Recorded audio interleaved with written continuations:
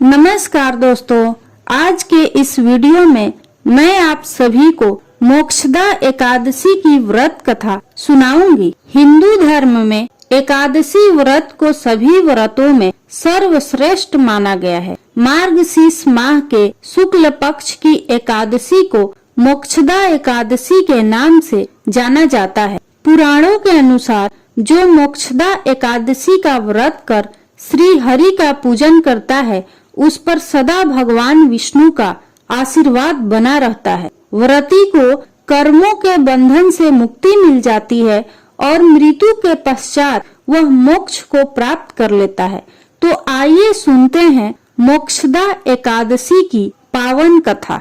एक बार द्वापर युग में महाराज युधिष्ठिर ने भगवान श्री कृष्ण से कहा, हे भगवान, आप तीनों लोकों के स्वामी, सबको सुख देने वाले और जगत के पालनहार हैं। मैं आपको नमस्कार करता हूँ। हे देव, आप सबके हितैषी हैं, अतः मेरे संशय को दूर कर मुझे बताइए कि मार्गशीर्ष एकादशी का क्या नाम है।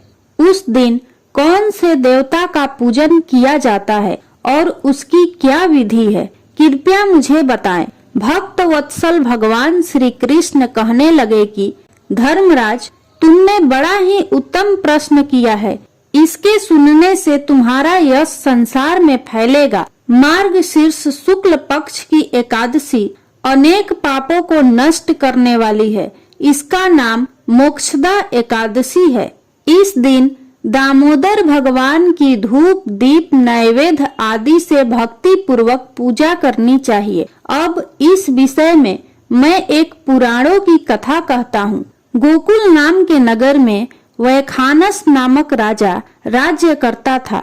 उसके राज्य में चारों वेदों के ज्ञाता ब्राह्मण रहते थे। वह राजा अपनी प्रजा का पुत्रवत पालन करता था। एक बार रात्रि में राजा ने एक स्वप्न देखा कि उसके पिता नरक में हैं। उसे बड़ा आश्चर्य हुआ। प्रातः वह विद्वान ब्राह्मणों के पास गया और अपना स्वप्न सुनाया। उसने कहा, मैंने अपने पिता को नरक में कष्ट उठाते देखा है। उन्होंने मुझसे कहा कि हे पुत्र, मैं नरक में पड़ा हूँ, यहाँ से तुम मुझे मुक्त कराओ। जब से मैंने ये वचन सुने हैं, तब से मैं बहुत बेचैन हूँ।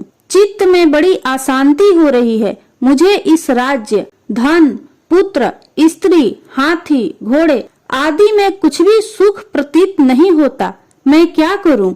राजा ने फिर कहा, हे ब्राह्मण देवताओं, इस दुख के कारण मेरा सारा शरीर जल रहा है। अब आप कृपा करके कोई तप, दान, व्रत आदि ऐसा उपाय बताइए जिससे मेरे पिता को मुक्ति मिल जाए।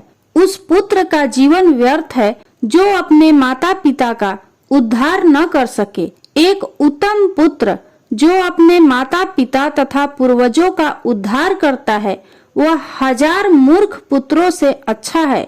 जैसे एक चंद्रमा सारे जगत में प्रकाश कर देता है, परंतु हजारों तारे नहीं कर सकते। ब्राह्मणों ने कहा, हे राजन, यहाँ पास ही भूत, भविष्य, वर्तमान के ज्ञाता पर्वत ऋषि का आश्रम है।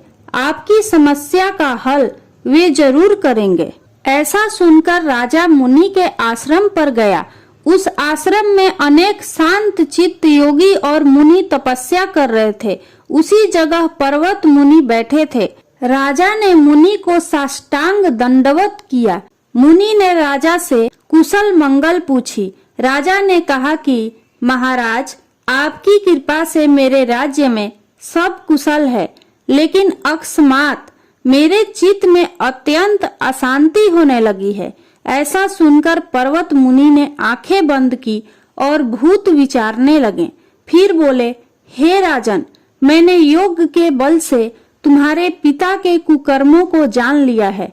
उन्होंने पूर्व जन्म में कामातुर होकर एक पत्नी को रति दी, किंतु सौत के कहने पर दूसरी पत्नी को ऋतु दान मांगने पर भी नहीं दिया। उसी पाप कर्म के कारण तुम्हारे पिता को नरक में जाना पड़ा।